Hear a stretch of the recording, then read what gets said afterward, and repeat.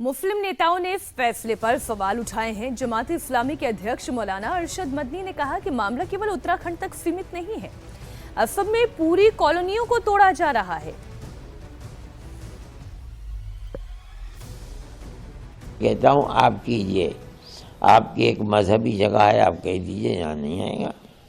मसला सिर्फ केदारनाथ का नहीं है, पूरे मुल्क के अंदर आसाम में क्या हो रहा है, वह कौन सा मंदिर का मसला है। पूरी आबादियों को बुलडोजर तहस नहस कर दिया जाता है। हजारों नहीं लाखों मुसलमान वो है कि जिसको ये कहते हैं कि ये पाकिस्तान ये बांग्लादेश का रहने वाला है, अपने सबूत पेश करते हैं, उनको कबूल नहीं किया जाता है। अगर आप आज सरकारी बैंक जाने वाले हैं तो पहले इस खबर को देख लीजिए। आज देश में सरकारी बैंकों में कोई कामकाज नहीं हो रहा है क्योंकि बैंकों के कर्मचारी हड़ताल पर हैं। United forum of bank unions ने आज देश भर में हड़ताल का ऐलान किया है। इसका काफी असर भी दिख रहा है। बैंक यूनियंस के संगठन यूएफबीयू ने 5 डे वर्किंग की मांग को लेकर हड़ताल बुलाई है। यूएफबीयू का कहना है कि इंडियन बैंक्स एसोसिएशन ने मार्च 2024 में ही हर सप्ताह 2 दिन ऑफ देने पर सहमति जताई थी, लेकिन अभी तक इस फैसले को लागू नहीं किया गया है। बैंक कर्मचारी 2 दिन का ऑफ मिलने पर रोजाना 40 मिनट एक्स्ट्रा काम करने को तैयार हैं। हड़ताल की वजह से बैंक में कैश ट्रांजैक्शन और चेक क्लियरेंस जैसे काम नहीं होंगे। आपको जानकारी दे दें कि लगातार चौथा दिन होगा जब सरकारी बैंकों का कामकाज प्रभावित होगा। दरअसल अब तक महीने के पहले, तीसरे और 5वें शनिवार को बैंक खुलता रहा है। अनामिका गौड़ हमारे सहयोगी जुड़ गई हैं, लेकिन उससे पहले ये तस्वीरें आपको दिखा दें।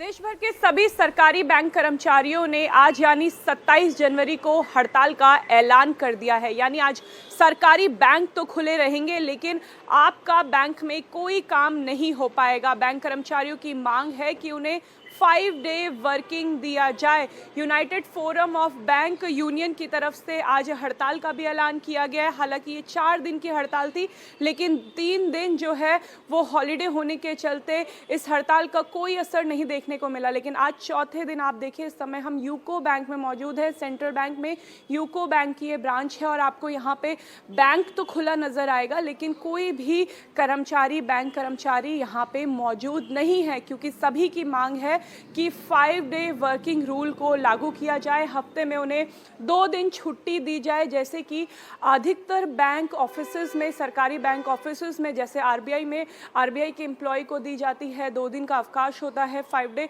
वर्किंग रूल फॉलो होता है। यूएफबीयू ने ये आईएमएस से मांग की है, इंडियन बैंक एसोसिएशन से मांग की थी और 2024 में एक समझौता भी हुआ था, लेकिन वो समझौता पूरा नहीं हुआ। उस समझौते पे सरकारी मोहर नहीं लगी, इसलिए अब बैंक कर्मचारियों ने हड़ताल का ऐलान कर दिया है और आज किसी भी सरकारी बैंक में किसी भी व्यक्ति का कोई काम नहीं होगा। अनामिका गौड़ इस वक्त हमारे साथ लाइव जुड़ी हुई हैं, लगातार ये खबर कवर कर रही हैं। अनामिका, एक बात बताएं, खुद जानकारी दे रही हैं कि समझौता तो पहले हो चुका है, तो फिर ये सरकारी सील अभी तक क्यों नहीं लग पाई है? इसमें क्यों इतना डिले हुआ है? बिल्कुल मीनाक्षी, 2024 में इंडियन बैंक एसोसिएशन के साथ जब मीटिंग हुई थी तो इन शर्तों को मान लिया गया था। और जब मीटिंग हुई थी तो ये कह दिया गया था जो सरकारी फरमान है उसमें कुछ समय लगता है, कागजी कार्रवाई होती है, नोटिफिकेशन आता है, लेकिन नोटिफिकेशन 2026 27 जनवरी तक नहीं आया। इंतज़ार करते करते 2 साल हो गए, इसलिए अब सभी बैंकर्स, सरकारी बैंकर्स हड़ताल में हैं। आज राजधानी दिल्ली के अलग अलग इलाकों में भी प्रदर्शन हो रहा है। दिल्ली के द्वारका इलाकों में आज एक मैसिव प्रदर्शन देखने को मिल रहा है। एक प्रदर्शन जंतर मंतर पर होना था, लेकिन 26 जनवरी के चलते ये प्रदर्शन सफल नहीं हो पाया। लेकिन कुछ बैंक कर्मचारी जंतर मंतर पहुंचे हैं, उनसे ही हम बात कर लेंगे कि उनकी क्या मांगे हैं। हमारे साथ यूको बैंक में काम करने वाली कर्मचारी रीना जी हैं। आप आज प्रदर्शन में हैं, आज किसी भी बैंक में कोई कर्मचारी? जी मैम, किसी भी पब्लिक सेक्टर बैंक में आज कोई भी काम नहीं हो रहा है। ये स्ट्राइक जो कॉल की गई है ये यूएफबीयू ने कॉल करी है और ये हमारी 5 डे बैंकिंग की डिमांड को सामने रखने के लिए की गई है। जिसके लिए सरकार हमें लिटरली अगर कहा जाए तो लारे की तरीके से दिए जा रही है। पिछले 2 साल से हमारा वेट सेटलमेंट हुआ था, उसके बाद में भी हमें हर बार ये जो हिला हवाली है ना कि समझौता कर लेते हैं लेकिन सरकारी कामकाज की दलील देकर 2-2, 2.5 साल तक मसले लटकाए जाते हैं, ये कतई ठीक नहीं है। बहुत शुक्रिया अनामिका आपका इस पूरी जानकारी के लिए। अगली बड़ी खबर, यूजीसी से जुड़ी हुई नए नियमों को लेकर बवाल बढ़ता चला जा रहा है। आज दिल्ली में यूजीसी दफ्तर के बाहर सवर्ण आर्मी के सदस्य प्रोटेस्ट करने पहुंचे। प्रदर्शन को देखते हुए यूजीसी दफ्तर के बाहर सुरक्षा के कड़े इंतजाम किए गए। यहां पर बैरिकेड लगाए गए हैं।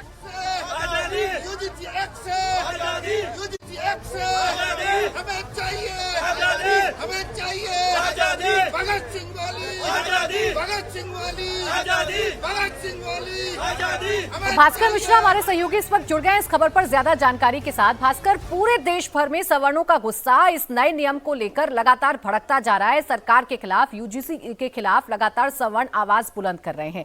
आज की तस्वीरें जरा आप दिखाइए, कितनी बड़ी संख्या में लोग इकट्ठा हुए हैं और क्या इस वक्त चल रहा है?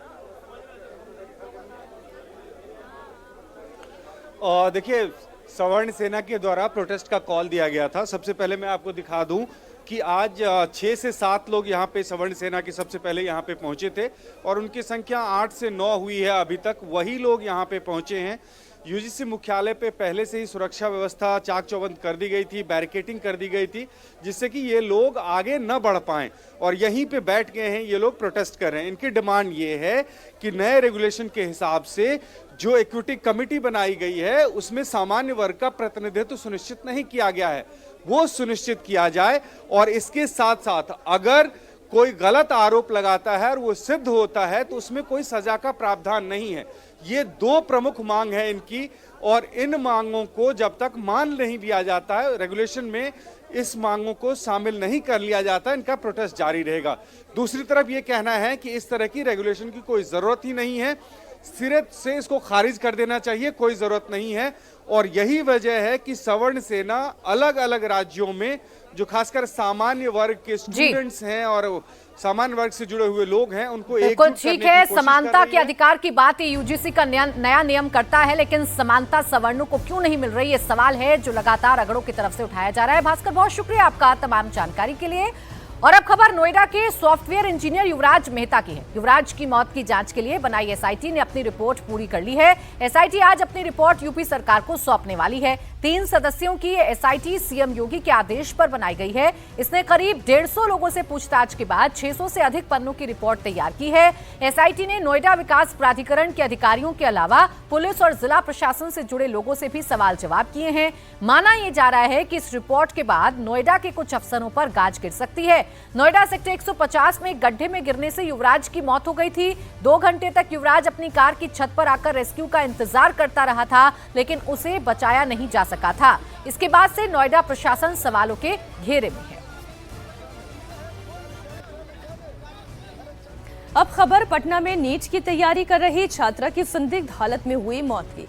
इस मामले में लगातार नए खुलासे हो रहे हैं। ताजा अपडेट ये है कि पुलिस की जांच में मृतक छात्रा नाबालिग निकली है। इसके बाद अब पॉक्सो एक्ट लगाने की तैयारी चल रही है। 2 दिन पहले ही एफएसएल के रिपोर्ट में खुलासा हुआ था कि छात्रा के कपड़े पर स्पर्म मिले थे, जिससे ये साफ है कि उसके साथ रेप हुआ था। छात्रा से रेप मामले में पटना पुलिस क्या कोई सच छिपा रही है? क्या जांच निष्पक्ष तरीके से नहीं हो रही है? ये सवाल इसलिए उठ रहा है क्योंकि छात्रा के अंतरंग वस्त्रों से स्पर्म मिला है, इसकी पुष्टि हुई है। रिपोर्ट के बाद एसआईटी एक्शन में आई है। पॉक्सो एक्ट के तहत अब मामला चलाया जाएगा। वहीं बिहार की मोतिहारी में भी एक दिल दहला देने वाली वारदात हुई है, जहां एक तरफा प्यार में पागल प्रेमी ने लड़की के इनकार पर खौफनाक कदम उठाते हुए उस पर एसिड अटैक कर दिया। इसमें ग्रेजुएट छात्रा बुरी तरह से घायल हो गई और छटपटाने लगी। घटना को उस वक्त अंजाम दिया गया जब वो अपने घर में अपनी मां के साथ सोई हुई थी। ये सब करने वाला उसका ही दूर का रिश्तेदार था। हमला होते ही लड़की के परिजनों ने आनन फानन में उसे शहर के एक निजी अस्पताल में भर्ती करवाया, जहां गंभीर स्थिति में उसका इलाज चल रहा है। घटना जिले के पताही थाना क्षेत्र की है। घायल युवती का इलाज मोतिहारी के एक निजी नर्सिंग होम में चल रहा है, जहां उसकी हालत गंभीर बताई जा रही है। तो तस्वीर आपको बताएं, बिहार के मोतिहारी से सामने आई है, जहां एक तरफा प्यार में एक लड़की पर एसिड अटैक किया गया। सूचना मिला कि पताही थाना अंतर्गत कुटौना गांव के एक 20 वर्षीय लड़की के ऊपर तेजाब से हमला किया गया है, जो जिनका इलाज मोतिहारी में एक निजी अस्पताल में कराया जा रहा है। सूचना के सत्यापन पर पता चला, जब पिता का जब बयान लिया गया तो पता चला कि एक उनके चचेरे मामा हैं जिनका नाम प्रियांशु कुमार है, जिनके द्वारा एक तरफा प्रेम में पिता को परेशान किया जा रहा था, जिसका जिक्र उन्होंने अपने फर्दमान में भी किया है। उनको गिरफ्तार किया गया प्रियांशु कुमार को, और आगे की कार्रवाई हम लोग कर रहे हैं। घटनास्थल पर एफएसएल की टीम को ही बुलाया गया है, साक्ष्य इकट्ठा भी किया जा रहा है। तो दो खबरें हैं और हमारे संवाददाता नीतीश चंद्र हमारे साथ जुड़े हुए हैं। पहले तो उस मामले की बात कर ले जहां पर पीड़िता के जो ऑफिशियल रिपोर्ट है उससे ये तो पता चला है कि उसके साथ रेप हुआ। तो पुलिस इतने दिनों से किस हिला हवाली में लगी हुई थी? एसआईटी अब अपनी जांच को किस दायरे में आगे लेकर जाएगी? जी हाँ, बिल्कुल शुरू से ही पुलिस पर लापरवाही के आरोप लगते रहे हैं और जिस तरह से जांच की गई, जिस तरह से बिना तथ्य के बातें रखी गई, उसको लेकर सवाल खड़े हुए।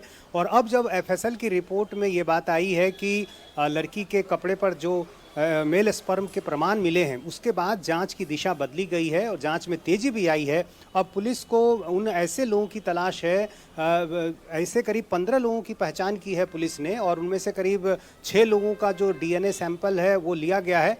और इसके बाद कोशिश ये होगी कि जो लड़की के कपड़े पर, अंडरगारमेंट पर जो स्पर्म मिला था, उसकी डीएनए प्रोफाइल से इसको मैच कराया जाएगा और उसके बाद फिर आगे की कार्रवाई की जाएगी। तो फिलहाल अभी जो जांच की दिशा है वो थोड़ी बदली है। ये बिल्कुल स्पष्ट है कि लड़की के साथ गलत हुआ और उसको ध्यान में रखते हुए ही अब आरोपी कौन है, दोषी कौन है, किसने ये घिनौनी हरकत की, अब पुलिस उसकी पहचान में लगी हुई है। बहुत शुक्रिया नीतीश आपका इस पूरी जानकारी के लिए। और अभी में बड़ी खबर हैदराबाद से है, जहां चाइनीज मांझे ने 5 साल की बच्ची की जान ले ली। 5 साल की बच्ची निशिका अपने परिवार वालों के साथ दोपहिया वाहन से जा रही थी, तभी चीनी मांझा अचानक उसके गले में फंस गया, जिससे निशिका को गंभीर चोटें आईं। उसे तुरंत अस्पताल ले जाया गया, लेकिन तब तक निशिका की मौत हो चुकी थी। और टी राघवन हमारे सहयोगी जुड़ गए हैं ज्यादा जानकारी के साथ। राघवन, इतने सारे नियम बनाए जाते हैं, इस मांझे पर रोक लगाने की बात की जाती है, लेकिन उसके बावजूद भी आए दिन किसी ना किसी मासूम की इस मांझे की वजह से जान चली जाती है। क्या जानकारी आपके पास? बिल्कुल, देखिए, जब बच्ची पिता की गोद में हो और अचानक चलती गाड़ी में एक चाइनीज मांझे से उसका गला कट जाए, उसकी वहीं पर मौत हो जाए, तो आप सिर्फ हम अंदाज़ा लगा सकते हैं कि किस दुख में वो परिवार रहा होगा। ऐसा नहीं है कि हैदराबाद पुलिस ने चाइनीज़ मांझा के खिलाफ कोई अभियान नहीं छेड़ा है। हमने पिछले 1 महीने से लगातार इस खबर को हम रिपोर्ट कर रहे हैं कि बड़े पैमाने पर चाइनीज़ मांझा पर लगाम लगाने की कोशिश की है। खुद पुलिस कमिश्नर वीसी सज्जनार जो है लगातार मैदान में दिखे हैं, लेकिन बावजूद इसके ऐसी घटनाएं होती रही हैं। पहले कुछ ही दिन पहले एक सब इंस्पेक्टर का गला इसी तरह से कट गया था। हमने कर्नाटक के बीदर में भी देखा कि हाईवे पर एक बंदे की मौत हो गई, वो तड़पता रहा लेकिन कोई उसे बचा नहीं पाया क्योंकि इतनी ज़्यादा ब्लीडिंग हो गई। और अब इस बच्ची की खबर जो सिर्फ 5 साल की थी, कुकटपल्ली व्यस्ततम एरिया है, अपने पिता के साथ मोटरसाइकिल पर जा रही थी और अचानक एक जो लहराता हुआ चाइनीज मांझा जो हवा में आया, उसने उस बच्ची का बिल्कुल राघवन, ये दर्दनाक खबर है और इसके बाद सवाल और भी ज्यादा गंभीर। शुक्रिया आपका तमाम जानकारी के लिए।